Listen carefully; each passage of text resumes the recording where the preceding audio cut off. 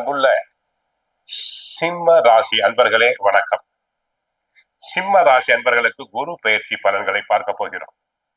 குரு பகவான் இதுவரை லாபஸ்தானத்தில் இருந்தவர் விரய குருவாக வருகிறார். குரு தங்களுக்கு 5ஆம் இடத்திற்கும் 8ஆம் இடத்திற்கும் அதிபதி.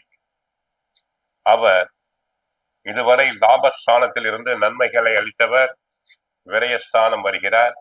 ஏற்கனவே சனி பகவான் தங்களுக்கு அஷ்டமத்து சனியாக இருந்து பலவிதமான தொல்லைகளை கொடுக்கிறார். ராசியில் கேது, 7ஆம் இடத்தில் ராகு. ஆக 4 கிரகங்களும் சரியில்லை.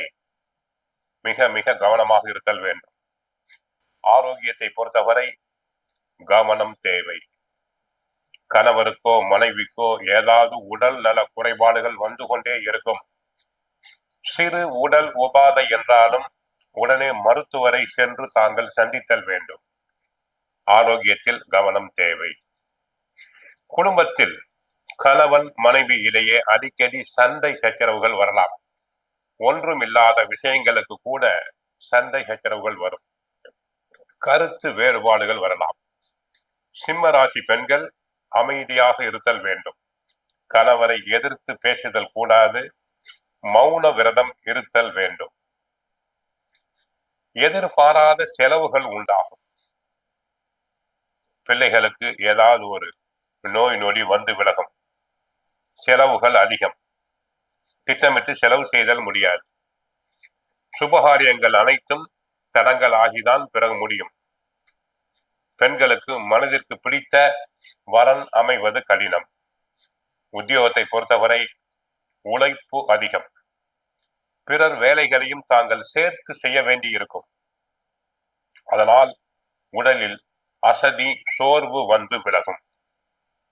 உயர் அதிகாரிகளுடைய கண்டிப்புக்கு ஆளாவீர்கள். தங்கள் மீது வீண் பலிகள் வரலாம். தொழில் வியாபாரத்தை பொறுத்தவரை கவனம் தேவை.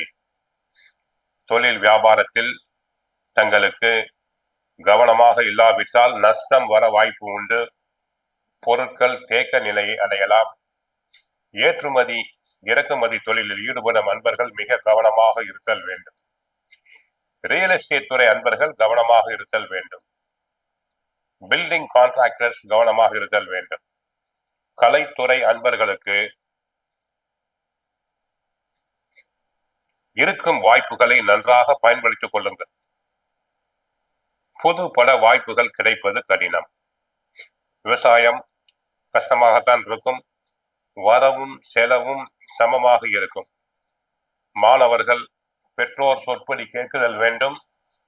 இல்லாவிட்டால் மதிப்பெண்கள் குறைய வாய்ப்பு உண்டு.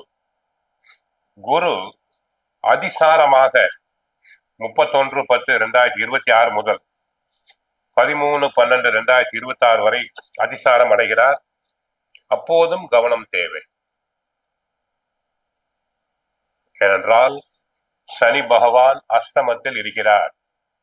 8ஆம் இடத்தில் இருப்பதால் விபத்துகள் நடக்க வாய்ப்பு உண்டு. வண்டி வாகனத்தில் செல்லும் போது கவனமாக செல்லுங்கள். அதை போல குரு வக்ரம் அடைகிறார். 13/12/2026 முதல் 13/4/2027 வரை வக்ரம் அடைகிறார்.